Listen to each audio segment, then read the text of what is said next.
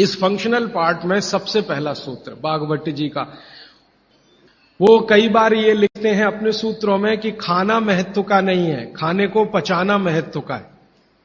क्योंकि भोजन पचेगा तो रस बनेगा, उसी रस में से मांस, मज्जा, रक्त, मल, मूत्र, वीर्य, मेद ये सब बनेगा, अस्थियां बनेंगी और वही आपके शरीर के लिए आगे जीवन में काम आएंगे।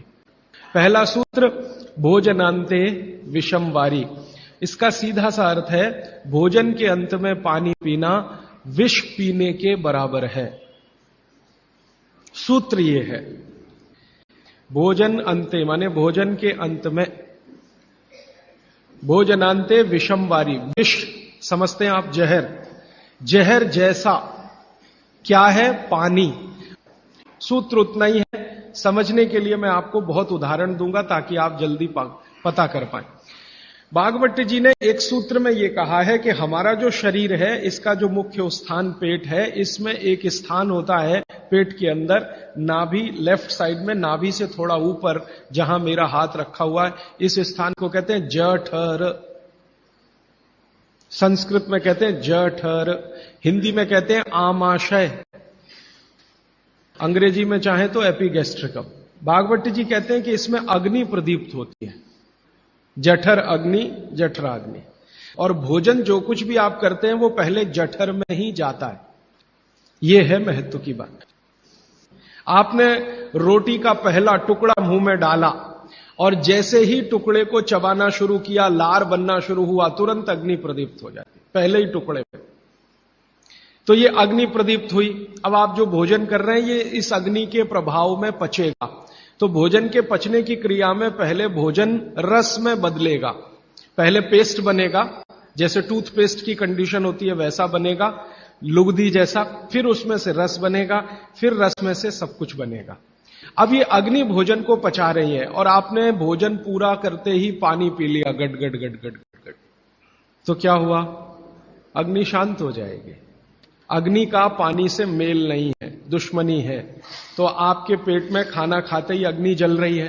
अब आपने पीछे से गिलास, 2 गिलास पानी पी लिया, कोई लोग तो लोटा भर के पी लेते हैं, कई लोग तो भोजन से ज्यादा पानी पी लेते हैं। तो फिर भागवत जी कहते हैं भोजन पचेगा नहीं, वो सड़ेगा।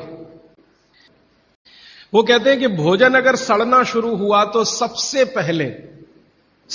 पहले गैस बनेगी, वायु बनेगी, और ये वायु आपकी जिंदगी हराम कर देगी। और ये वायु की तीव्रता जब बढ़ेगी तो गले में जलन होगी, छाती में जलन होगी, पेट में जलन होगी। तो ये वायु पूरे शरीर में घूमेगी तो सिर घूमेगा, आपको चक्कर आएंगे, सिर में दर्द होगा, पीठ में भी दर्द हो सकता है, हृदय स्थान पे भयंकर दर्द हो सकता है। कई बार तो इतना दर्द होता है कि आपको लगेगा कि हार्ट अटैक आ गया, लेकिन वो वायु का दर्द है, हार्ट अटैक नहीं। और ये जो वायु बनी भोजन के सड़ने से, इसी वायु में से भागवत जी ने सूची बनाई है कि 103 रोग पैदा होंगे। 103। सबसे पहला रोग है उसमें एसिडिटी, हाइपर एसिडिटी।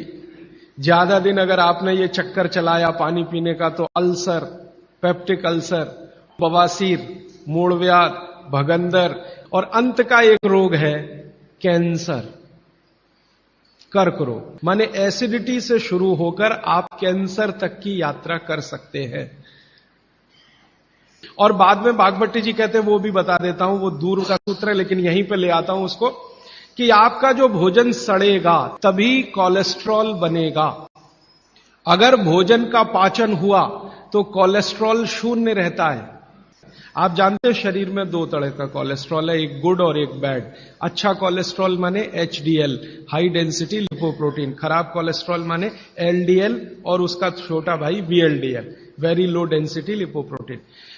जिनको कोलेस्ट्रॉल बढ़ रहा है या बढ़ा हुआ है वो ध्यान दें, उनको भोजन पच नहीं रहा, उनका भोजन सड़ रहा है। तो कोलेस्ट्रॉल बढ़ेगा तो हार्ट अटैक भी आएगा, कोलेस्ट्रॉल बढ़ेगा तो घुटने भी जड़ हो जाएंगे, सारी संधियां आपकी एकदम कड़क हो जाएंगी, आपको चलना फिरना मुश्किल हो जाएगा, 10 कदम चलना मुश्किल हो जाएगा। तो वो ये कहते हैं कि जब 103 बीमारियां एक छोटी गलती से आती हों तो वो गलती कभी करना नहीं।